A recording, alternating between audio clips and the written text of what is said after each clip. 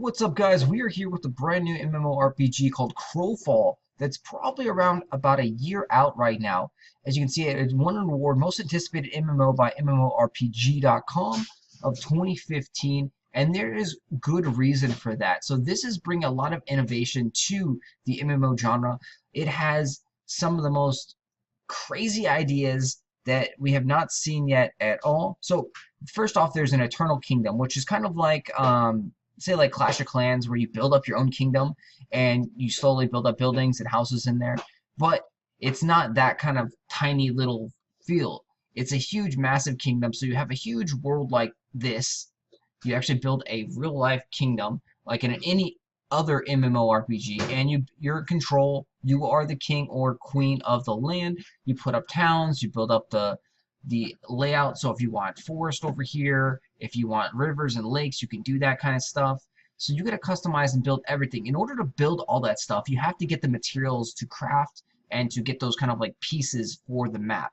Think of it as like a giant, they call it Tetris world, where you're slowly gathering pieces and puzzle parts to build up your own custom kingdom. The reason you want to do this is because you can get special commerce bonuses. You can also plant down like NPCs in your kingdom. You can have spawners, which means monsters will spawn out of there and you can kill them to collect loot. Of course, all the more rare and sought after loot will be acquired through the actual real world gameplay. Real world gameplay is not anything that you ever have come across before. No, long gone are the days of like questing and doing this and that and going through fetch quest and leveling up quest and kill quest, things like that. Each world is called a campaign here. So campaigns are instance, but they are massively like a normal MMO continent world would be. Massive instances that have set win conditions. So like conquer the entire world. So if this would be a map that you could play on, you would be spawning over here, kind of like a real-time strategy game. At the beginning of the game, you have, a spawn point. So you spawn right here, and the opponent spawns right here. And the goal is to conquer each one of these territories. And if someone owns all of the territories, your faction, alliance, group, whatever you want to be tied up as, because there could be several different factions or groups, or it could be a free-for-all fight to the death. There are different win conditions, there are different rules, and things going on in each campaign. No two campaigns will ever be similar. So to win the map, say this will be conquer all these lands. You conquer all these lands as a group, faction, or whatever the conditions are. And that means the game is over. Now the world blows up, kaboom! You get a spoil of victory, you get some supplies, some goods, some special items that the losers definitely do not get, and that's it. So now you have to jump into another campaign. Or there's another way that, say sometimes you can't take all these territories. It's just physically impossible. You're pushing and pulling and pushing and pulling.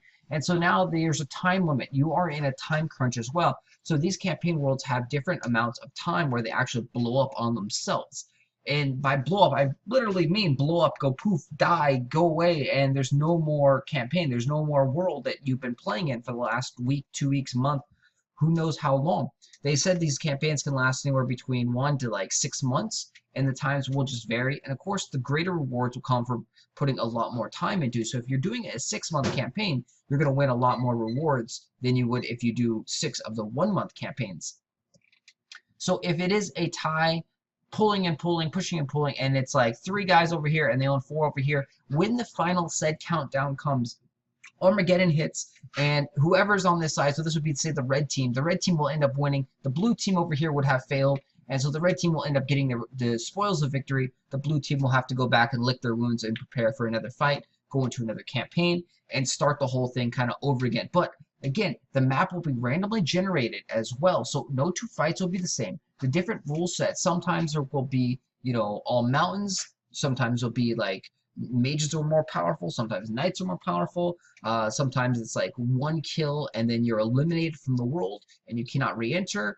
There's going to be tons of different kind of custom rules that are enabled on each map. So again, no 2 maps are the same, and in each of those campaigns, of course, there will be a little bit of NPCs, not like your typical things, but they are going to be monsters and things that you have to fight and harvest. You do have to go fight out at first. When you start off, you have to go get food and things and supplies like that. So typically, you start off in the maps bare naked as like a survival game. So you have really nothing in most of the maps. Again, some of these will change, but typically they say you start out with nothing and you have to go find the food, you have to build shelter type thing, you have to build up your goods, your armor, your swords, your staves, your magics, your supplies.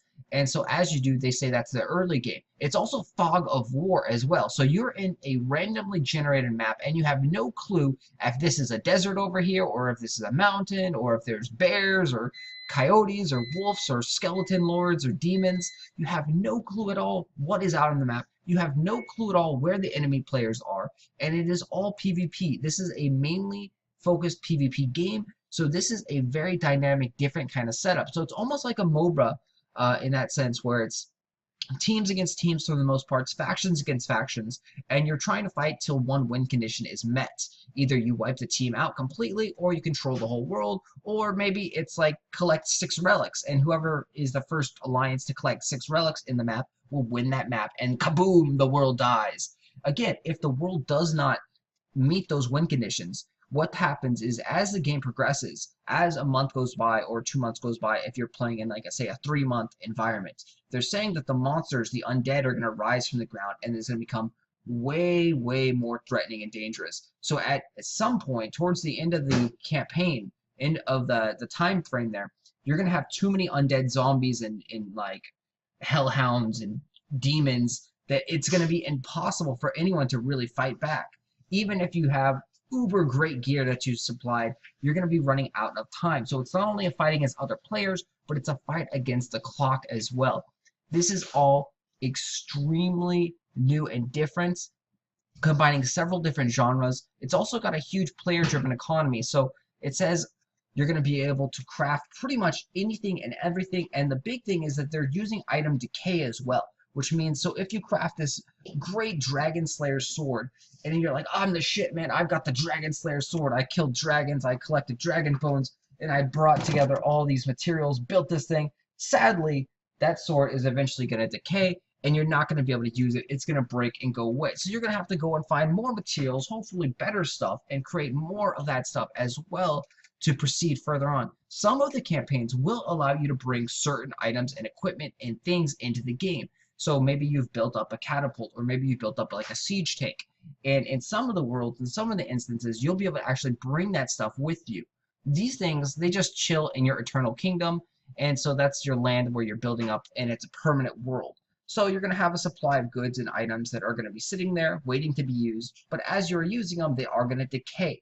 So you have to pick and choose which campaigns and worlds you want to play in. So kind of think of it as mini games. And if you're really like buffed up, super strong, ready to go for some super hard, intense campaigns, you can go jump into probably a really, really hard campaign, where they've even said that in these harder, more extreme campaigns, there's going to be full loot. So if someone kills you, they're going to be able to pretty much loot everything from your body, and you're going to lose your freaking Dragon Slayer sword, you lose your siege tank, you're going to lose everything you've got on your body. And so if if you're into that kind of hardcore PvP full loot, you can go and play there. And of course the rewards are going to be greater in there, they said. So they're doing everything apparently right. They're going and making it more risk, more rewards. There's customer characterization as well. There's different like archetypes. So it's like very, very cool. The only downside is, again, it is in early access right now. They're in alpha, like pre-alpha. So to get in, you have to pay over $150 right now. That's kind of steep. On the downside, or on the upside to that, is that if you pay right now, you're going to get the game super, super early. It was like a massively funded game on Kickstarter. It broke through. They asked for like 800,000. They got like 2 million. So it's being funded. It's going through pretty much no matter what. They're doing tons of alpha tests like every week now, it looks like, every other day or so. And what they are doing is they're doing combat tests currently.